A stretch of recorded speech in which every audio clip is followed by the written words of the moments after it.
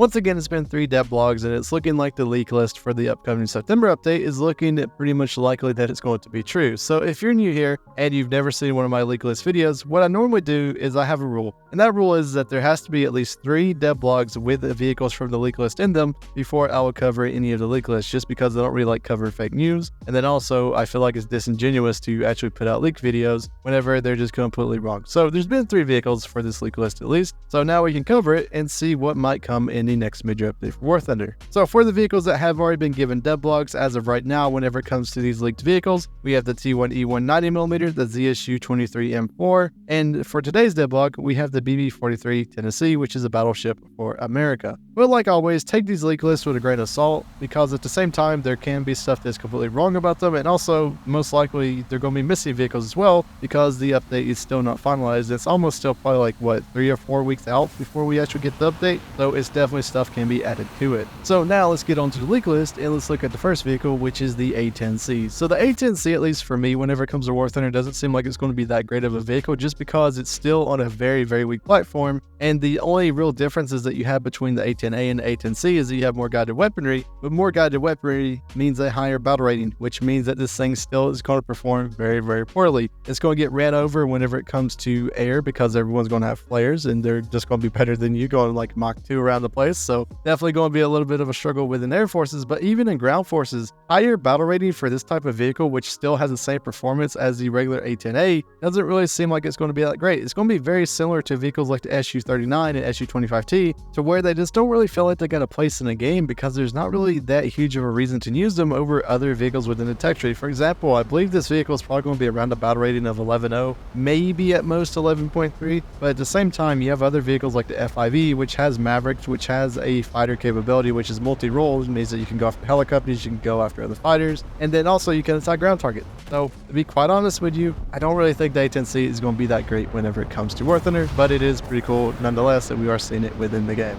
The next 2 vehicles on the list is 2 vehicles that we've already seen, with the T1E1 and as well as the BB-43 Tennessee, so have a look at the dev blogs if you want to know more about them. But if you don't know my opinion of the T1E1, I'm going to be very upset if it's over the battle rating of 5.7. I think 5.7 is going to be a very good battle rating for it. If it's 6.0, it's still going to be usable, but at the same time, you're getting into that territory of where I would just rather use other things whenever it comes to the battle rating. And God forbid, if they actually put that thing to 6.3, why would I use the T1E1 over a Jumbo? Why would I use it over the Jumbo 76? So yeah, that's my opinion on that vehicle. Hopefully, it comes into the game at a good battle rating. If not, it's just going to be DOA, which is going to be very sad. Now on to Germany, and to be quite honest with you, Germany and China, this update from this league list seems like they're going to be doing really good whenever it comes to War Thunder. So the first thing for Germany is it seems like you're getting a subtree, like a minor subtree in a way, for Switzerland, which will be pretty cool. We're going to get vehicles like the F5E, the FA-18C for Switzerland, and then also the P16 for Switzerland. So we already know vehicles like the F5E, what it's all about. So let's talk about the vehicles that we don't know much about,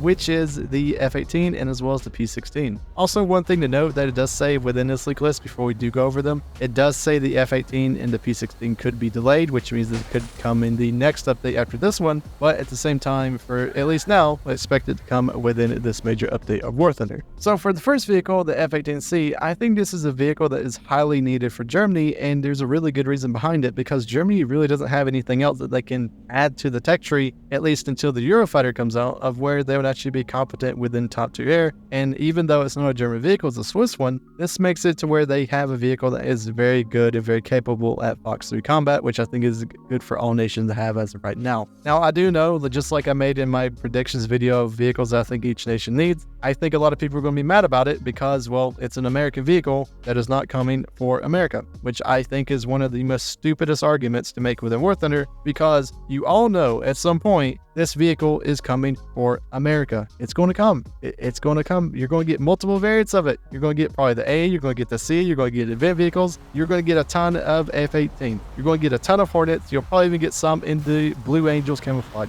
Just give other nations one opportunity to have something good before America just takes over air whenever it comes to War Thunder. We already see it now. It's starting very slowly, but sooner or later, it's just going to be dominated by American aircraft whenever it comes to top tier. And if Germany Germany can have a vehicle, which is the F-18, for maybe 1, maybe 2 updates at most before America gets their F-18. I mean, just let them have it. It's not that big of a deal at the end of the day of things. You have a ton of other aircraft you can play right now. I mean, you can even go grind out this F-18 because most people who played America probably played Germany in some sort of fashion, so go grind it out. And then if you don't want to, the December update will come around for War Thunder, and guess what? There will probably be an F-18 for America in the tech tree, so it's not that big of a deal to me. I think it's really positive that Germany will have something good for at least like 1 update. It will be a positive for them because as of right now for their tech tree, it's very poor. And the F-18 for Swiss, which would give them a little bit of advantage. And also, a great question to ask is, will it kind of like mess up the balance a little bit? Because technically the F-18 should have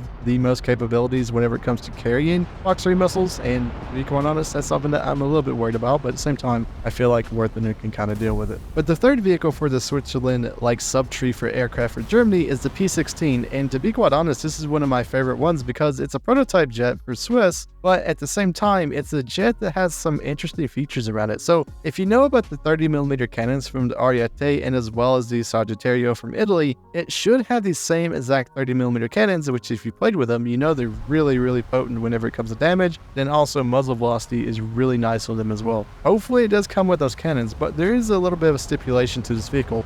I don't feel like just because of how this vehicle is a prototype, I don't feel like it's going to have the greatest performance in the world. So that basically means that it could be a bit of a brick flying around in the air. And unlike the Sagittario and then Ariete, those things are pretty quick. The only problem with them is that they just don't have countermeasures, so they get whacked by A-10 sometimes. But this vehicle should be pretty interesting. It should have some ground ordnance as well for like cast stuff. But at the same time, I feel like if this is put at like a really good battle rating, maybe between like 7.3 and 7.7, somewhere in that range, maybe this thing could be a pretty decent fighter whenever it comes to air. But I think if it's thrown into where all the sabers are at whenever it comes to like 8.0, 8.3, I don't really think this thing is going to be the greatest in the world. But the P-16 overall is a pretty cool little vehicle. All right, so next I'm just going to combine all these vehicles together because from the leak list they are very similar. It's the 9A33 OSA, which is a vehicle for Germany. It's also going to come from Hungary, which will be Italy, and then we'll also have one for Russia, which I know a lot of you are probably like, oh no, Russia has another SPA. I kind of agree at the same time. I feel like this is one of those things where they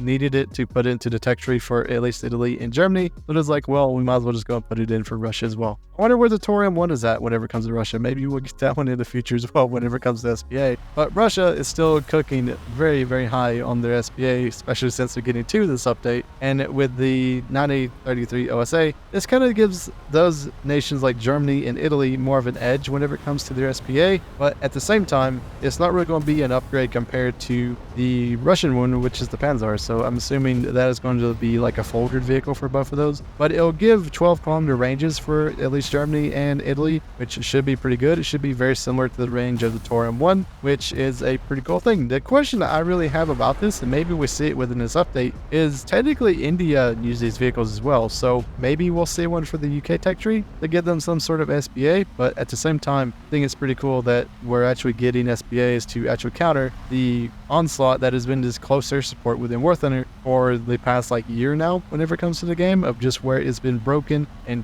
pretty much took over the game. So hopefully something happens around it. I highly doubt it'll fix much, but it still is a good thing that they're putting SPA in the game. The next 2 vehicles for Germany, I'm going to combine again because these vehicles themselves are pretty much the same thing. They do the same thing, but they're just a little bit different on the chassis. So the vehicles that we're going to be covering is the Boxer and as well as the Puma S1. So the Boxer is the interesting one because technically this could mean 2 different variants of the Boxer, I do believe. So we could get the Sky Ranger 35, which I really hope it is because it'd be a cool little SPA. But at the same time, I think it's just going to be the regular Boxer with the Puma turret on the top of it, or the Puma gun, I mean. So that was just going to be a wheeled vehicle, basically a Puma. I think it does have spikes as well, so that should be pretty cool. But the cool thing I think a lot of people care about more is the Puma S1, which in basic terms, for at least for War Thunder, it would mean that Germany finally gets their Spike Puma, which to me at least is going to be pretty cool. The only thing about the Puma S1, and it's something that I looked into, but honestly, I don't really care about like active protection systems. It should have a pretty good one, but at the same time, like, I don't really care, like, to be quite honest with you. But the Puma S1, the question about it is like,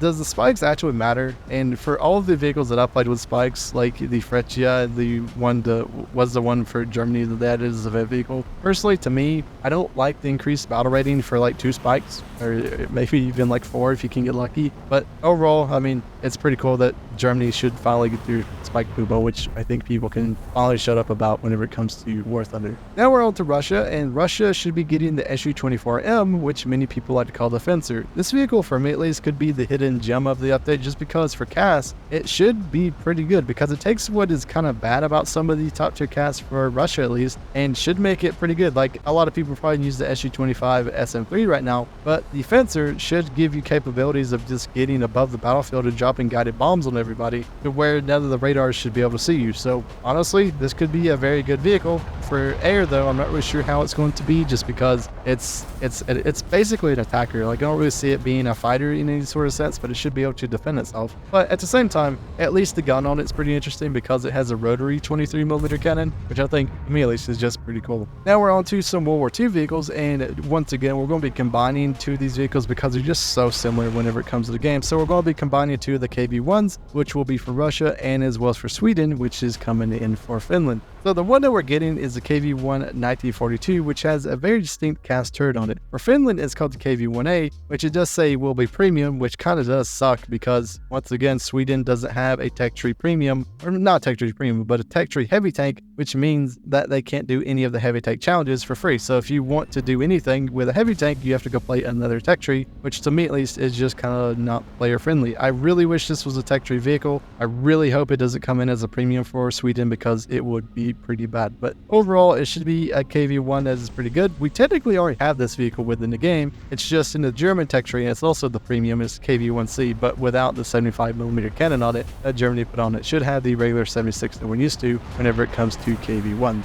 And then finally for Russia, we have one final vehicle, which is already a dead block given for it, which is a ZSU-23-4M2, which is a pretty interesting vehicle. We have to see how it kind of does. Now for the UK, we have something pretty interesting, because we don't really have much for the UK within this update for War Thunder, but we do have the Super Hind for South Africa. Note, this vehicle also says that it could be delayed, so it might not come within this update, but the Super Hind really is just an upgraded Mi-24, which mostly just updates the avionics, but it does have a new 20mm cannon in the front of it. But it should be a pretty interesting addition, at least for the UK tech tree. We also have the Warspite. Once again, I don't play naval, so here's a picture of it. Look at the pretty boat and enjoy it, and tell me what you love about the Warspite, because I have no clue pretty much anything about this vehicle. It's not Iowa, so I don't know. So now we're out to Japan, and once again, and I really hate to do this, is that we're combining 2 of the vehicles because they are very similar to each other, and I kind of feel like it doesn't make sense to add both of these at the exact same time, but they're adding the CTWV ICV and the RCV, which is 2 very similar vehicles. They basically just have the same gun and the same premise, but one of them has a man turret while one of them has a pretty much crewless turret. So let's see how this kind of goes. It should be very similar to vehicles like the Boxer, and as well as the French thing, was I think called the VVC or whatever. So it'll probably be around that battle rating of 9.3 to 9.7, just depending on how it kind of does. I'm more on the edge of it being 9.7 just because the rest of them are, but it should be a pretty cool little vehicle for Japan. I'm just really intrigued of why they would add 2 of them at the same time, which basically does the exact same thing. I would see one of them as being a premium and then one of them being a tech tree, but we just have to see how this kind of goes. That's not really confirmed within this leak list, but to me at least, it kind of just doesn't make any sense when they have 2 of the same vehicle, which are basically the same thing. And then finally for Japan, we have the Amagi, which here's a ship. And here's a picture of it. Enjoy ships. I have no clue anything about this vehicle. Now we have China, and China honestly is doing pretty well this update as well. I think Germany and China definitely win the award of the most vehicles within this leak list. But the first vehicle for China is the J10 and the J10A. I assume this is going to be very similar to vehicles we are having in War Thunder, of where we have a vehicle that doesn't have Fox 3 missiles, and then that we have a vehicle which does. So for example, if you go look at the Su-27s, the first Su-27 doesn't have Fox 3 missiles, but the second one does. So this is basically what I assume is going to happen. Is the J10 is going to just have IR guided missiles and maybe some radar guided missiles, but then the J10A will have its full-fledged Fox 3 missiles. So that's basically what's going to happen with that vehicle. It does look pretty cool, and I really am excited to really kind of play this kind of thing, because it should be pretty interesting. The next vehicle we have here is a squadron vehicle for China, which is the JF-17 for Pakistan. This one, to me at least, seems like kind of iffy. Whenever I first viewed this leak list, because this leak list has been out for a good bit now, this one was the one that was the one that I was like, really, I don't really think this is going to be the thing that kind of happens. But since some of this leak list has been correct, I'm kind of now thinking that, yeah, there's going to be a squadron vehicle JF-17, which means that people would just be able to buy their way to top tier once again, because that's just how War Thunder rolls. But the JF-17 is a vehicle which should have access to Fox 3 missiles, which it should be the top battle rating within the game. It's just one of those things where just people will be able to buy their way to top tiers, especially now whenever it comes to this vehicle, and it's kind of disappointing that's actually so. But we just have to see how it does. The JF-17 is one of those vehicles that was made for export from China, and mainly Pakistan uses it, but some other countries do as well. And it's basically what would happen if you introduced a F-16, or like you wanted to make your own F-16, but had to do it with, you know, you're trying to copy their homework kind of thing. But JF-17 should be pretty cool. I can't really wait to see what kind of happens with it. The only question about it is that, like, will it actually be a good vehicle for a squadron vehicle? And for me at least, I am very much saying no, because it just gives people access, or easy access, to top tier, which is a kind of a problem with the War Thunder just in general, especially with the premium. China is also getting into premium with the J7, which will be giving them pretty much higher tier cast vehicles whenever it comes to War Thunder. But the JF7, for me at least, whenever it comes to air, is still a very hit or miss vehicle. Like, it's 12.3, like the Tech Tree one. I assume it's probably going to be the same battle rating as the Tech Tree one as well. And it's in that premium slash like kind of weird battle rating of 12.3, where it's F-14s just everywhere, especially with the event that just went for the Persian Tomcat. So I don't really think it's going to be that great, but it should be pretty good whenever it comes to ground forces. But we just have to kind of see how that one goes. For me at least, if I was going to grind out the Chinese tech tree, like if I wanted to get these J10s or whatever, like the J7D has been a very good vehicle, and you're probably seeing a lot of footage of it right now, just how it's doing. And for me at least, that's the premium that I would use whenever it comes to grinding out the Chinese tech tree. Now we have a returning vehicle from the last major update whenever it came to its leak list, which is the Antelope. This is the SPA that is literally on a Toyota truck. Not the greatest in the world, I do have to admit, but it should be something. And whenever I did do the video on going over some of the worst vehicles in War Thunder, the Chaffriel for America is one of the worst for me, and I'm not a huge fan of these vehicles, which their only purpose is to shoot off IR guided missiles, because, well, they can't really do nothing else other than that. And then also helicopters, if they're so far away from them, they're pretty much immune to these vehicles. So definitely not the best in the world, but should be pretty interesting, I do have to say. And then finally for China, we are getting an MBT 2000 premium, which should give China their 11.3 premium, which would get them in line with the rest of the nations of War Thunder, which to me at least is. So since we already went over earlier in this video whenever it came to Italy and as well as Sweden, we finally have one vehicle left, which is for Israel, which is the Kafir C10. This is a vehicle which is more of an export version of the Kafir, but at the same time it should give Israel more options whenever it comes to their cast, and then also their Fox 3 missiles, which should be very fun to play. But there's one thing that I really want to talk about lastly before we end this video off, is France. I know a lot of people are going to probably be like, dog, where's France? Where's my sub tree? Where's my new thing for France? And to be quite honest with you, and this is just my opinion on this is a leak list, probably from someone within Gaijin or whoever got this list of where they pick the most interesting vehicles. As we probably know, and you've probably actually forgotten that France is getting this, but they do have technically a coastal tree coming for their naval. So that's my assumption of what France is going to get. I know most of you are being like, boo, this stink. I agree, but at the same time, that's probably what they're going to get. So that would be my assumption of why no one leaked it, because they probably didn't want to write down all the goofy names that the coastal vehicles had, because I'm assuming there's a bunch of them. But at the same time, that's probably what's going to happen to France. So what do you guys think about this major update coming up whenever it comes to this leak list? Is it something that you're excited for? Is there vehicles on the list that you kind of just don't believe? I mean, there's some for me at least, like the JF-17, which is a vehicle for a squadron vehicle, kind of seems kind of weird. But at the same time, there's been 3 vehicles from this list which have now came in devlogs, so there is definitely a reason to look at this list more officially. But I hope everyone has a wonderful day, and we'll see you guys in the next War Thunder video.